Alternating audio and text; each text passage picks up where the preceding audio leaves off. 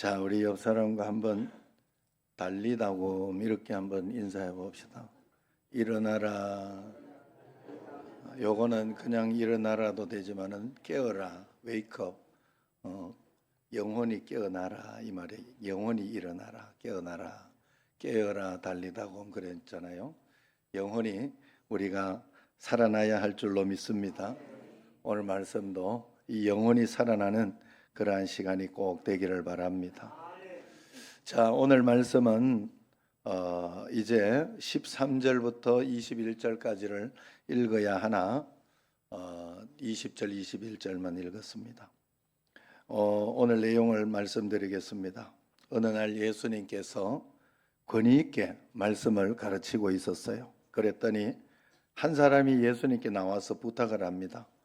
내 형님을 좀 설득시켜서 아버지에게 아버지가 우리에게 물려준 그 유산을 공평하게 나눌 수 있도록 좀 도와주세요. 그랬어요. 그 당시에는 권위 있는 랍비를 찾아가서 이렇게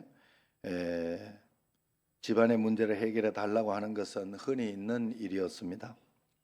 그 당시 법에 의하면 형제가 있을 때 아버지 유산은 형님이 3분의 2를 가지고 가고 동생이 둘이 있으면 3분의 1을 가지고 갔어요. 그러나 뭐 또 3명, 4명 있다면 또 그게 조금 다르긴 하나 하여튼 형님이 제일 큰 형님이 많이 가지고 갔어요. 이유는 부모님을 모신다는 조건이 들어갑니다.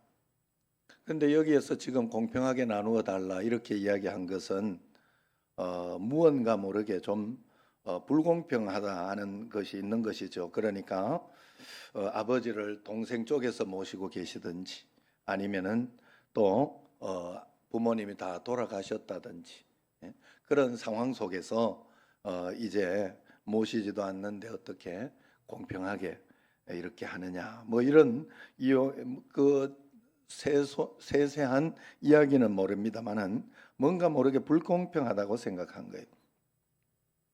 그러니까 예수님께서 그것을 가지고 알았다 하고 가서 그것을 중재해 준 것이 아니라 뭐라 합니다. 거기에서 나무라시고 탐심을 나무라시면서 한 비유를 이야기해 주는 것이 바로 16절부터 나오는 비유예요. 어떤 비유인가 하면 한 부자의 밭에 소출이 풍성했는데 이 풍성한 소출에 저장의 곤란을 느꼈습니다. 너무 많이 소출이 되어서 저장할 수가 없어지게 된 것이죠. 그래서 17절에 보면 이렇게 이야기합니다. 같이 읽어봅시다. 심중에 생각하여 이르되 내가 곡식 쌓아둘 곳이 없으니 어찌할까 하고 이어지는 18절에 보면 뭐라고 합니까? 또 이르되 내가 이렇게 하리라 내 곡간을 헐고 더 크게 짓고 내 모든 곡식과 물건을 거기 쌓아두리라. 19절에서는 더 가관입니다. 또 시작. 또 내가 내 영혼에게 이르되 영혼아 여러 해 쓸 물건을 많이 쌓아두었으니 평안히 쉬고 먹고 마시고 즐거워하자 하리라 하되 그랬어요. 그냥 이 세상에서 이제 먹고 즐기 이만큼 쌓아두었으니 이만큼 재산을 불려놨으니 이제 좀 쉬면서 여행도 하면서 그렇게 살아야 되겠다. 즐기면서 살아야 되겠다. 내 영혼아 이제 좀 쉬어봐라. 이러면서 이야기를 하는 것입니다. 그러니까 여기에서 하나님께서 대답을 해주는 거예요. 하나님이 어떤 대답이냐? 20절에 시작. 하나님은 이르시되 어리석은 자여 오늘 밤에 내 영혼을 도로 찾으리니 그러면 내 준비한 것이 누구의 것이 되겠느냐 하셨으니 어리석은 자여 오늘 밤에 내 영혼을 도로 찾으리니 그러면 내 준비한 것이 누구의 것이 되겠느냐. 이걸 한 문장으로 딱 외워야 돼요. 그래야 암송할 수 있어요. 그래서 이것을 하나님께서 이야기를 하십니다. 그러면서 결론의 말씀을 21절에 줍니다. 시작. 자기를 위하여 재물을 쌓아두고 하나님께 대하여 부여하지 못한 자가 이와 같으니라 그랬어요. 자기를 위하여는 재물을 쌓아두었는데 하나님께 대하여 부여하지 못하면 이처럼 될 것이다.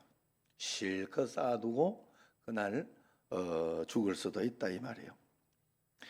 자신을 위해서는 늘 풍성하여 시간도 물질도 어떤 것도 아깝지 않게 쓰지만은 영원한 미래를 위해서는, 하나님을 위해서는 늘 가난하고 인색하게만 살아가는 어리석은 자들아 하고 나무라는 내용이 바로 오늘 말씀입니다. 여러분, 저는 사실은 그런 생각이 이렇게 들었어요. 예배를 우리가 귀하게 여기고 좀 또 오늘 김기현 장로는 이렇게 남양주에 2시간씩 걸립니다. 가슴이 철렁철렁합니다. 제가. 예, 그래서 오늘 그래서 저 뒤에 또 강 권사님이 어디 계시나 이러면 없는 거예요. 아이고, 이 또 같이 안 왔네. 이거 이러면 안 되는데 하고 옆을 싹 돌아봤더니 여기 있더라고. 여기 계시더라고. 아이고, 그래서 감사해요. 예, 꼭 옆에 같이 이렇게 하셔야 됩니다. 어쨌든 그렇게 하는데 이제 그랬어요. 사실 제가 남강교회에 있을 때는요, 인천에서도 많이 왔습니다. 연수동에서도 그 강명까지. 그리고 수원에 이사를 가고 권사님들이 전부 이사를 가요. 이사를 뭐 이제 집을 새로 사가 이렇게 가는데 다 오셨어요. 주일날은 그냥 교회 가는 게 일이야. 그래서 2시간, 3시간을 지하철을 타고 쑥 옵니다. 그게 주일날 그냥 예배하는 게 하루의 일과예요. 그냥 그 재미로 그렇게 하시더라고요. 저도 일주일에 2번은 꼭 운동하러 갑니다. 3번 갈 때도 있는데 2번을 어디로 가는가? 안산으로 가요. 지난번에는 한번 얼마나 맥히든지 1시간 반인가 걸렸어요. 보통은 한 30분이면 가는데 3, 40분, 40분 정도. 제 취미 사실은 내 건강을 위해서죠. 억지로라도 갑니다. 그거 말고는 내가 운동하는 게 없어요. 그래서 억지로라도 그렇게 해서 건강을 챙기러 가는데 예배 드리는 거 하고 내가 한번 생각을 해봤어요. 야, 내 건강을 위해서, 내 재미를 위해서 사실은 다른 거 이렇게 여기에서 달리기를 하고 뭐 돈 좀 아끼면서 그렇게 해도 되지만 재미가 없어 못 하겠어요. 그래서 저는 제일 재미없어 하는 게 산에 올라가는 거예요. 지루하고 재미가 없어요. 그냥 산에 가도 뛰댕겨야 돼요. 산에 가도. 그런데 어쨌든 간에 그걸 위해서도 그렇게 제가 시간을 투자하더라 이 말이에요. 그걸 가지고 전혀 원망하지 않더라고요. 오히려 고마워합니다. 거기에서 나를 위해서 20몇 명이 같이 뛰어주는 거잖아요. 같이 운동해주고 그렇게 하니 내 건강도 챙겨지니 고맙다 이런 생각을 합니다. 어쨌든 우리는 하나님 앞에 우리가 아끼면서 그렇게 내 것을 위해서는, 내 자신을 위해서는 그렇게 정신없이 쓰는데 하나님 앞에는 인생하다. 제가 또 그런 것 중에 하나가 그거예요. 제가 이렇게 새벽 기도를 하고 저녁에 가면 저녁에 가정 예배를 드립니다. 우리는 가정 예배를 드릴 때 제가 이렇게 권유하기를 꼭 오래 막 길게 드리지 말라고 그래요. 성경을 읽어도 2절씩만 읽어요. 물론 우리는 꼭 그렇게는 읽지 않습니다만은 2절씩 이렇게 읽게 해요. 왜 그러느냐? 그냥 가정 예배라는 것으로 하나님께 영광 돌리라는 거예요. 그래서 5분에서 10분 안쪽으로 그냥 5분을 조금 넘길까 안 넘길까 그래요. 항상 가정 예배를 드리면. 그런데 그게 하기 싫어요. 저녁에 집에 늦게 들어가거나 막 그렇게 하면 그냥 피곤해서 바로 누워 자면 내가 양심에 안 찔려. 괜찮아요. 그거는 너무 피곤해 하나님 아시지요 하고 그렇게 하는데 딱 누우면 우리는 저 눕는 방에 이게 죄송하지만은 TV가 있어요. TV 보는 것도 좋아해가지고 그래가지고 그걸 가지고 유튜브나 뭐 이런 걸 꼭 좀 보고 자요. 5분은 더 본다 이 말이에요. 제 말은 최소한 5분은. 양심에 정말 나쁘더라고. 내가 나를 위해서는 그냥 검색하고 뭐하고 이런 거에는 정신없이 쓰면서 하나님을 위해서 그 5분이 하기 싫더라 이 말이에요. 참 신기하죠. 여러분 감사일기를 쓰라 하는 것도 우리 청년들에게 열심히 쓰게 하고 그렇게 하는데도 감사일기 몇 줄 쓴다고요? 그거 5분 걸릴까요? 난 안 걸린다고 생각해요. 신경만 쓰면 그날 화장실 가서도 몇 줄 쓸 수 있어요, 사실. 그런데 그게 안 돼요. 그게 하기 싫고 별거 아니라고 생각이 되는 겁니다. 여러분, 우리가 하나님 앞에 인색하지 말자. 오늘 말씀이 바로 그런 것입니다. 얼핏 생각해 보면 이 농부는 굉장히 지혜가 많고 머리가 똑똑하고 좋은 사람이에요. 왜? 자기 재산을 굉장히 많이 불렸고 또 농사 기술에도 대단히 재간이 있었겠죠. 그러니까 이렇게 풍성하게 했습니다. 그러면서 이 어리석은 자들이 한결같이 외치는 소리, 어찌할까? 17절에 부자들은 이 땅에 살아가며 어찌할까를 외치고 있어요. 수입이 너무 많은데 이거 어찌할까? 이것을 더 늘리기 위해서 또 어찌할까? 많이 쌓아두었으나 이것을 탐내는 도적이 들면 또 어찌할까? 가난한 자도 어찌할까를 외치고 있어요. 수입이 적으니 어찌할까? 먹을 것이 없으니 어찌할까? 살 집이 없으니 어찌할까? 이 세상 살아가는 많은 사람들이 어찌할까 하면서 태어나서 어찌할까 하면서 살아가다가 고민하고 찾아낸 것이 첫 번째 해답. 18절 하반절에 보면 뭐라고 합니까? 내 곡간을 헐고 더 크게 짓고 내 모든 곡식과 물건을 거기 쌓아두리라. 그리고 19절 하반절에 보면 여러 해 쓸 물건을 많이 쌓아두었으니 평안히 쉬고 먹고 마시고 즐거워하자. 이것이 해답입니다. 이 부자의 결론은 두 마디로 요약이 되는 거예요. 쌓아놓고 먹고 마시고 즐기자. 이 결론은 모든 세상 사람들의 가치관을 요약한 것입니다. 행복이라는 것은 쌓고 먹고 마시고 즐기는 데 있다 생각을 하는 거예요. 그래서 어디 갔다 오고 어디 여행을 잘 갔다 오면 행복했다 좋았다 이런 생각, 좋은 거 먹으면 행복했다 좋았다 이렇게 생각을 하는데 여러분 참 그것만큼 허무한 것도 없어요. 그것만큼 허무한 것도 없어요. 여러분 요즘은 10만 원짜리 막 이런 게 많잖아요. 서울에 어디 유명 호텔이나 이런 데 가면 17만 원씩 이래 해요. 뷔페가 1인 뷔페가. 그럼 얼마나 비쌉니까? 여기 지금 인천에도 13만 원인가 12만 원인가 그렇게 해요. 저기 쉐라톤 그 호텔에 뷔페를 가면요. 뷔페에 있는 거는 많이 있어요. 그런데 여러분 잘 생각해 보세요. 10몇만 원짜리를 먹고 6천 원짜리를 먹고 그래가지고 나오는 게 다 뷔페를 먹으면 조금 금색깔로 나오나요? 조금 더 낫게 나오나? 나오는 게 다 똑같아요. 결과물이 다 똑같이 동일하게 제조가 되면 신기하죠. 여러분 이 땅에서 아무리 부자로 살고 풍성하게 살고 그렇게 산다고 해도 죽는 건 다 똑같습니다. 여러분 거기에서는 굉장히 공평해져요 사람이.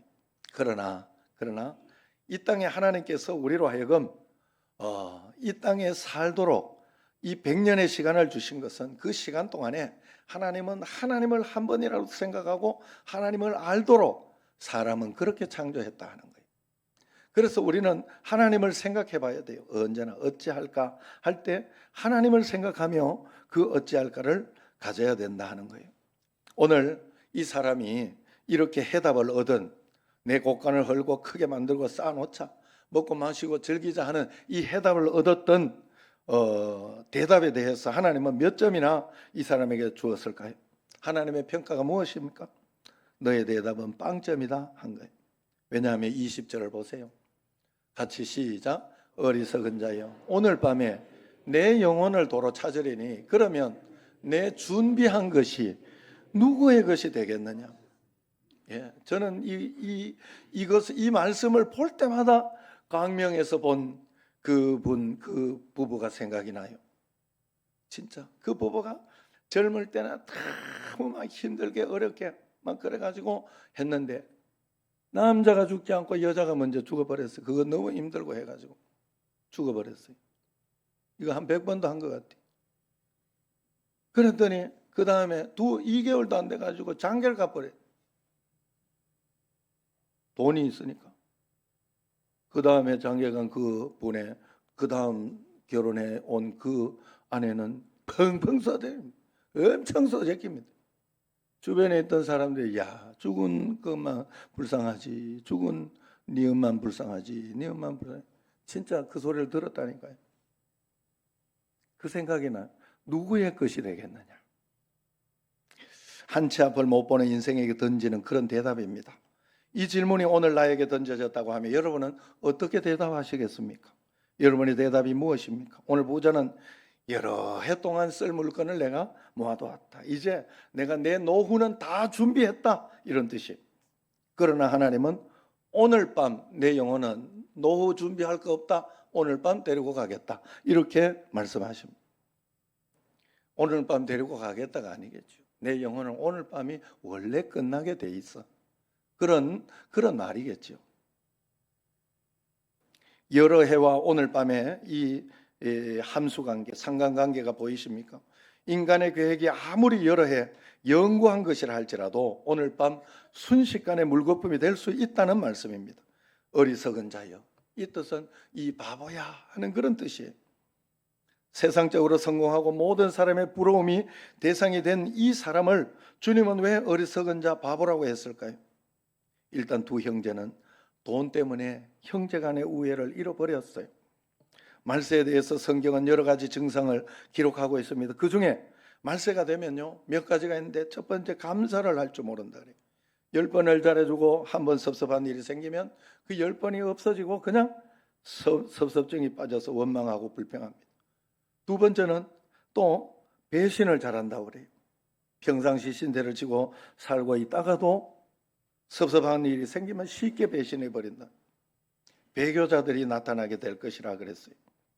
또 말세가 되면 세 번째는 잔인해진다 그랬어요. 잔인해진다. 사람이 폭력적이고 잔인해진다. 네 번째는 말세가 되면 이기적이 된다. 자기밖에 모르게 된다. 부모도 형제도 모르고 오로지 자기밖에 몰라 자기만을 사랑한다는 거예요. 또 말세가 되면 하나님 사랑하는 것보다 쾌락을 사랑한다. 그저 자기 즐기는 것만 사랑한다. 흠뻑쇼 봤어요? 혹시 흠뻑쇼? 싸이. 와, 난 사람이 그렇게 모이는 거 처음 봤네 진짜. 하나님을 그렇게 모여서 열광해야 되는데 물 뿌리는 게 좋다고 거기에 가가지고 나 진짜 너무 놀랐어요. 거기 쾌락을 즐기는 거죠, 그죠? 즐거우니까 질만 팍팍 때려주고 막 하니까. 응? 오늘 그래도 우리는 그래도 주일날 이렇게 와서 우리 어경기 집사님하고 이렇게 찬양단이 얼마나 은혜롭게 잘 해주는지. 예? 그래서 찬양이 이렇게 은혜를 받고 행복하고 이래야 되는데 그런 것에 그냥 잠깐 즐거운 쾌락을 더 즐긴다 하는 거. 이게 바로 말세 증후군이라는 거예요. 그래서 여러분 내가 혹시 여기 걸린 게 하나 있다면 내가 이것을 없애야 되겠다 이런 생각을 해야 될 것입니다. 여러분 얼마 전 강남에 노모가 첫째 아들과 둘째 아들에게 잔인하게 살해당한 사건을 뉴스로 본 적이 있을 겁니다. 왜 그랬는가 보니까 이 첫째와 둘째가 이 어머니를 때려 죽었어. 막내 아들한테 유산을 조금 더 줬다고 기분 나쁘다고. 그래 첫째 둘째는 그럼 얼마를 받았는데 그래 기분이 나빴냐 보니까 100억씩 받았대. 야 100억도 기분 나빠. 그런데 참 신기한 거는요 여러분 우리가 참 어리석고 신기하고 그런 걸 이렇게 보면요 강남에서 가지고 있는 그 돈 가지고 저 상주시나 예천 군이나 이런 데 가면요 10채 이상 사요. 집을 10채 이상. 그리고 그거 평생 그거 가지고 잘 먹고 잘 살 수도 있어요. 근데 그렇게 많이 쌓아두고 그걸 가지고 없다 하고 사는 거예요. 어리석은 거예요, 여러분. 여러분 그래서 그러면서 이렇게 해가지고 결국은 그렇게 존속살해. 결국 어떻게 된지 아세요? 속이 시원한 게 뭔가 하면 그렇게 해가지고 100억씩 받은 그 둘이는 그 유산을 상속받지 못합니다. 부모님을 존속살해해서 그 유산까지도 몰수가 돼버려요. 그게 막내 아들한테 갈지 국가에 갈지 그건 모르겠어요. 그러나 분명한 것은 그 둘이는 그 돈을 유산 못 받는다는 거예요. 속으로 옹골지다 잘 됐다. 옹골지다는 경상도 말이에요. 잘 됐다. 어떤 분들은 내가 시골에서 어느 목사님은 200만 원 가지고 형제가 멱살을 잡고 싸우더라는. 저도 그럴 뻔한 적이 있잖아요. 우리도 경상도에 2만 원도 안 하던 한 평에 2만 원도 안 하던 땅이 저기가 오니까 10만 원이 넘어가지고 아이고 이거 팔아먹자 해가지고 좋아가지고 이제 이렇게 아버지가 팔아가지고 삼형제 이렇게 해라 이러니까 형님이 조금 욕심을 내는 것 같아. 그래가지고 뭐 이렇게 이거 굉장히 서운해지더라. 사람이요 이 그래지더라니까 돈 앞에서 이게 서운해지고 속상하고. 그래도 우리는 목사고 예수님을 믿잖아요. 마음속에 제가 둘째 형님하고 이제 이야기하면 둘째 형님하고는 서로 또 저하고 말이 잘 통해서 이야기를 했는데 이래서는 안 되겠구나. 이거는 잘못된 것이다. 이런 생각이 들었습니다. 그래서 둘째 형님 보고 형님 우리 이러다가 의상하겠다. 그러면 안 되지.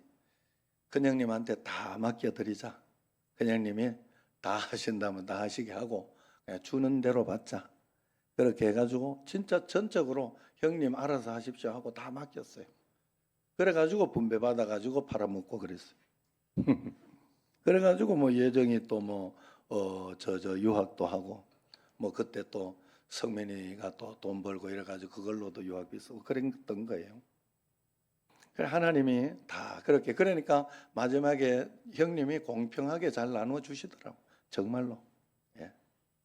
그래서 여러분 우리가 하나님 앞에서 어떻게 해서든지 육신 물질 때문에 하나님을 잃지는 말아야 된다 하는 거예요. 오늘 본문에 등장하는 주인공이 돈 때문에 형제 의절을 하고 사는 더 귀한 가치를 차지하지 못하고 사는 그래서 바보입니다. 예수님을 찾아온 이 사람의 행복이 무엇일까?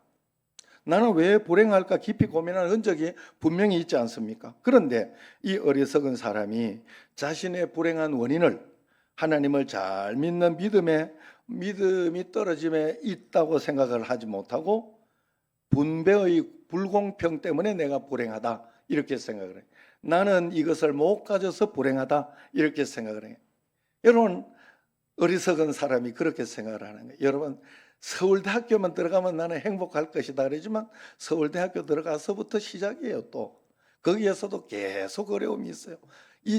삼성만 들어가면 좋은 직장만 들어가면 될 것이다 생각하지만 아니에요.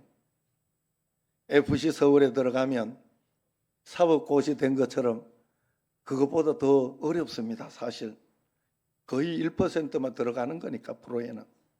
그러면 될 것이다 해도 아니에요. 그때부터 또 계속 경쟁이 있고 그래서 매번 살아내야 돼요. 그것이 행복이라고 생각. 하나님은 그렇게 행복을 준 적이 없어요. 물 가운데 들어갈 수도 있다 그랬어요. 우리로 하여금. 그렇지만 내가 하나는 약속할게. 그 불 가운데서도 내가 너와 함께 하리라. 물 가운데서도 내가 너와 함께 하리라. 걱정하지 마라. 너와 함께 내가 도와주리라. 너의 오른편이 되어주리라. 이렇게 말씀을 해주셨다는 거예요. 여러분 우리는 그 하나님을 만나야 사는 거예요. 상대적 빈곤 때문에 내가 불행하다 생각하고 다른 사람을 다른 사람을 시기 질투하는 것 때문에 내가 불행하다고 생각하는 사람은 참으로 어리석은 사람입니다. 그래서 오늘 예수님의 결론은 탐심을 버려라. 그렇게 이야기합니다. 탐심을 가지고 있는 한에는 아무리 합리적으로 공평하게 분배를 한다고 해도 만족함이 없어요. 탐심의 노예가 되고 나면 형제도 교회도 회사도 사회도 하나님도 보이지 않습니다. 비교의식에 사로잡혀 내 것 아닌 남이 가진 것이 더 크게 보이고 좋아 보이게 되기 때문에 그래요. 그리고 우리나라 참 좋은 말이 하나 있어요. 신라시대에 잘 산다 하는 말이 많이 가지고 막 잘 누린다 이런 뜻이 아니었어요. 신라시대에 잘 산다 하는 말은 손님을 잘 대접하는 사람이다 이런 뜻이었다고 그래요. 그래서 손님이 그 집에 끊이지 않고 그 집에 와서 넉넉하게 감사하게 있다가 가는 집이 잘 사는 집이라고 그렇게 믿었다고 합니다.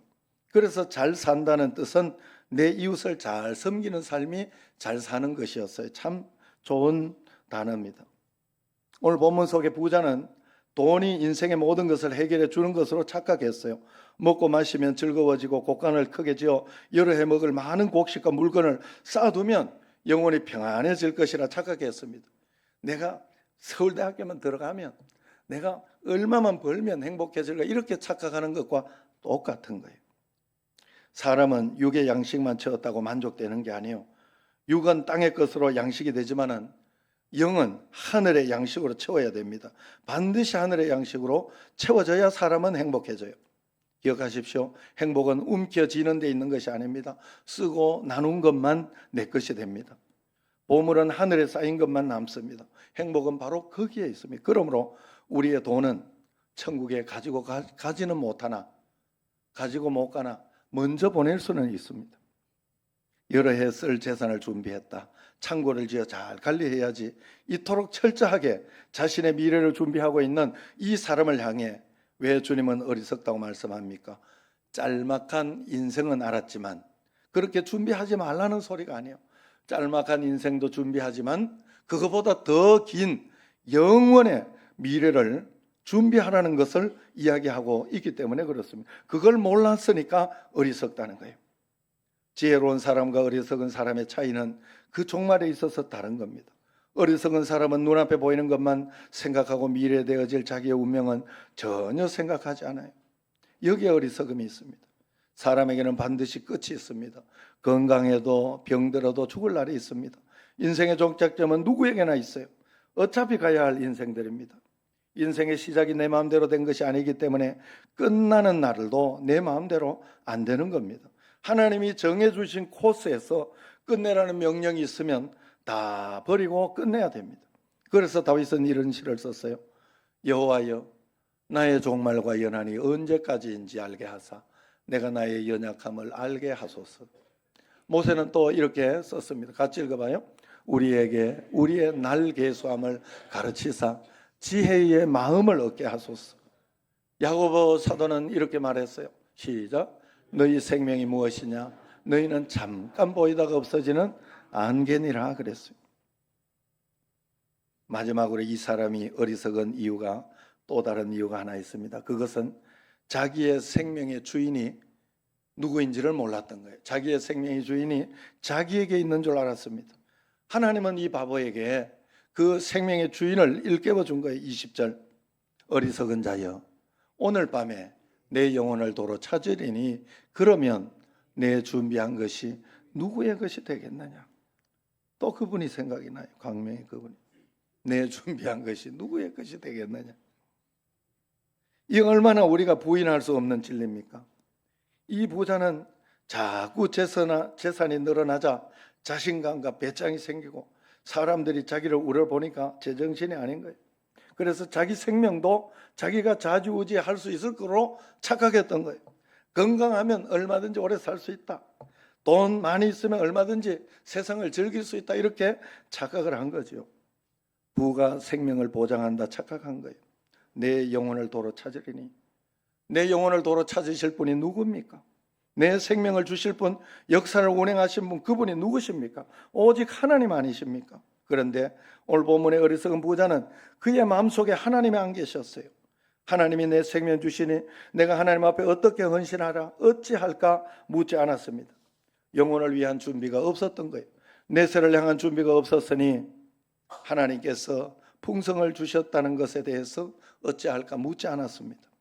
하나님께서 내게 건강을, 지식을, 재물을 주신 것은 다 이유가 있는 것입니다.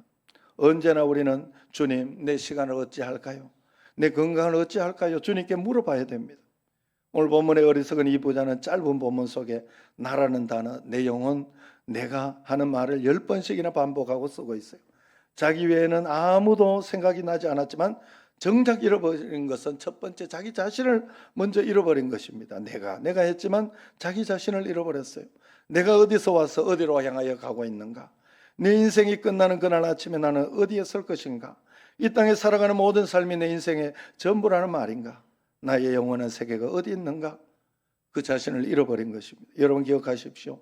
인생은 반드시 죽습니다. 언제 죽을지는 모르지만 반드시 하나님 앞에 설 수 있는 준비를 하고 살아가는 것이 지혜로운 인생. 그냥 잘 먹고 잘 살아 이 땅에서 먹고 사는 것만 하다가 가라고 하나님이 이 땅에 우리를 보내시지는 않았어요. 살아있는 100년 동안 예수님을 안 믿어도 반드시 한 번은 이것을 생각해야 합니다. 우리가 그것을 예수님 믿는 우리는 복을 받은 거예요. 어떻게 살아야 할 것을 아니까 하나님 앞에서. 그렇기 때문에 우리는 저 천국을 준비하며 살아야 됩니다. 그게 지혜로운 인생이에요. 하나님부터 홀로 와서 홀로 서게끔 되어 있는 게 인생입니다. 내 인생의 주인은 오직 한 분 하나님이십니다. 그러므로 본문의 결론은 분명했었어요. 종말을 우리가 준비하지 못하면 어리석은 자가 된다. 여러분 종말을 준비하며 사시기를 바랍니다. 종말을 준비하며 산다는 죽을 준비하라 이 말이 아니에요. 오늘 내게 주어진 삶을 하나님 말씀에 철저하게, 오늘이 마지막인 것처럼 하나님 앞에서 내가 철저하게, 오늘 주일 예배, 주일이 있는 이 시간을 철저하게 주님 앞에 올려드리고 영광을 돌리고 기도하며 사는 것. 그러면 이 땅의 삶이 반드시 보장됩니다. 매일매일 종말을 준비하며 꼭 살아가시기를 바랍니다. 하나님 내게 주신 이 생명 어떻게 할까요? 내게 주신 이 시간을 어떻게 쓸까요? 내게 주신 재물, 내게 주신 건강을 어떻게 쓸까요? 주님 앞에 움켜쥐고 싶은 마음이 들 때마다 내 것이 아닙니다. 다 주님의 것입니다. 잊지 않게 해달라고 기도하시기를 바랍니다. 욕심이 날 때마다, 아까운 생각이 들 때마다, 속상할 때마다, 걱정할 때마다 주님 앞에 나가 내가 어찌할까요? 물어보시기를 바랍니다. 잊지 마십시오. 마지막 우리 같이 한번 읽어봅시다. 돈은 천국에 가지고 못 가나 먼저 보낼 수는 있습니다. 여기서 받은 축복은 천국에 가지 못하나 그 축복으로 천국의 상급은 살 수 있습니다. 천국을 준비하며 살아가다가 여기서부터 천국을 사는 여러분과 저가 되기를 주의 이름으로 축원합니다. 기도하겠습니다. 하나님 아버지, 하나님께서 우리에게 어리석은 자여 이야기하지 않도록 오늘 주님 말씀에 순종하며 따라가며 지혜롭게 살아가는 저희들이 되게 하옵소서. 예수님 이름으로 감사하며 기도드리옵나이다. 아멘. 찬송.